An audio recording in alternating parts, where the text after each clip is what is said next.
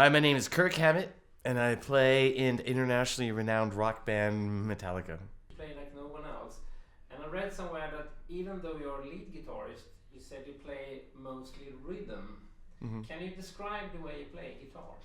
Well, when I said that statement, what I mean is, a lot of times over the course of the song, I'm just playing like rhythm parts, chords, or riffs to supplement what's going on under the vocals. And then when it's time to get to the solo section or the lead section, that's when I that's my moment to express myself and just like let it fly. And for me, the great thing to do is to just play spontaneously and not even think about it. Just raw, unadulterated emotion. Unfiltered. From my very core, from my heart, from my soul. Filtered through my brain, through my heart, out through my fingertips, onto the neck of the guitar. Out through the pickups and for everyone else to see or hear.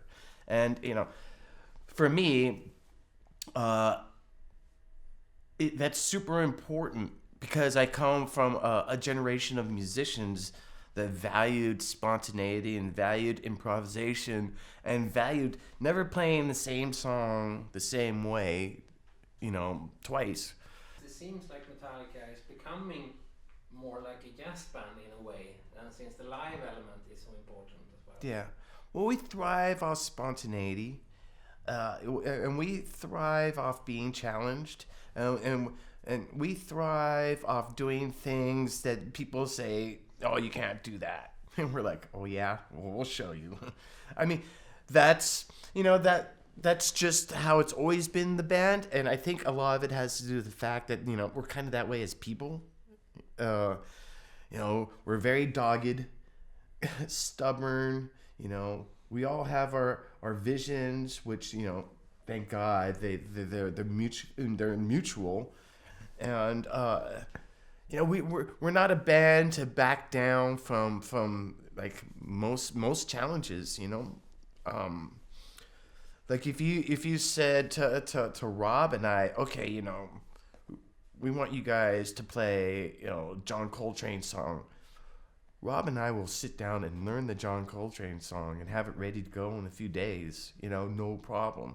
I mean, we have that ability with Rob and I. The other guys, they play a lot by instinct, so they're like, yeah, you guys lay down the foundation, and then we'll find a way to fit in. I mean, for us, sky's the limit.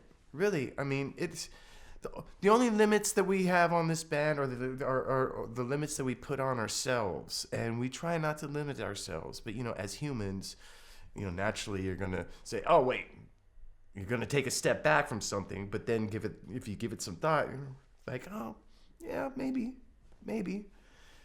it's worth a try." What do you do, like, say, the last 30 minutes before a show?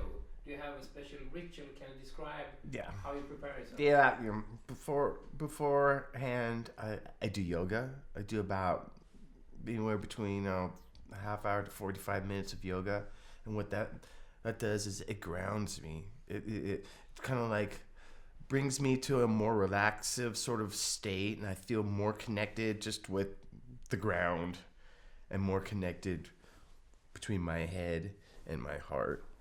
And so after that, and I get on my stage clothes, and then we go into tuning. And usually Rob and I have been the first ones in there lately. And so what we'll do is we'll jam out on whatever duet that we're going to do, because Rob and I do a little song duet each show. It's different each show. We'll just check out the arrangement for that and make sure that we're playing that right.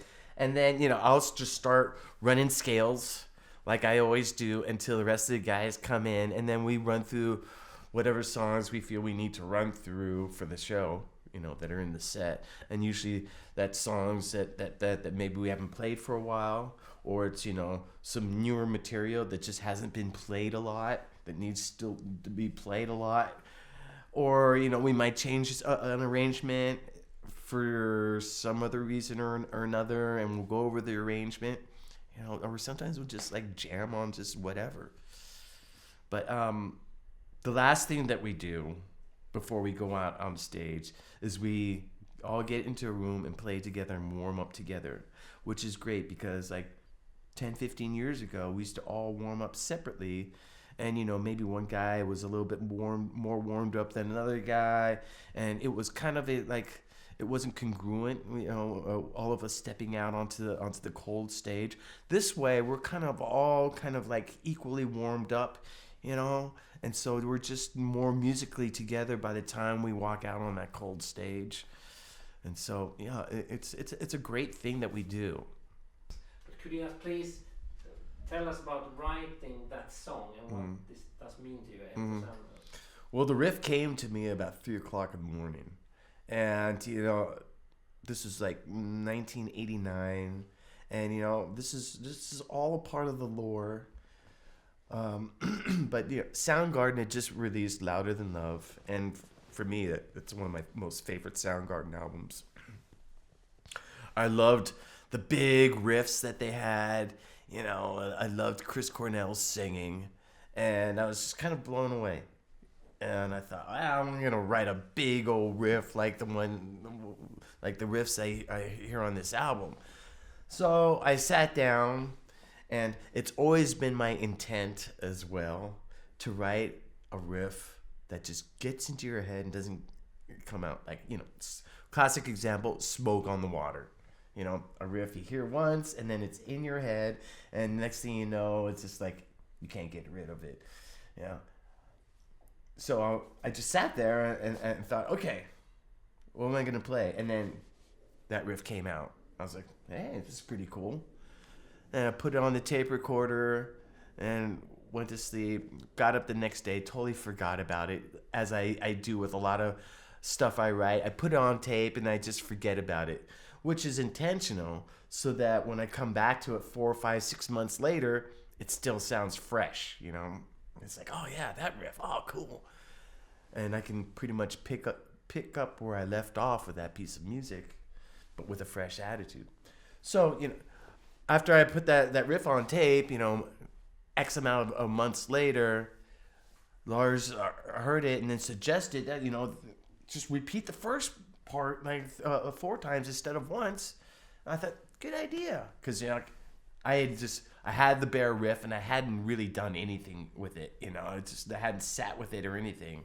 And so when Lars made that suggestion, it's like, yeah, that'll work. And then that riff was born.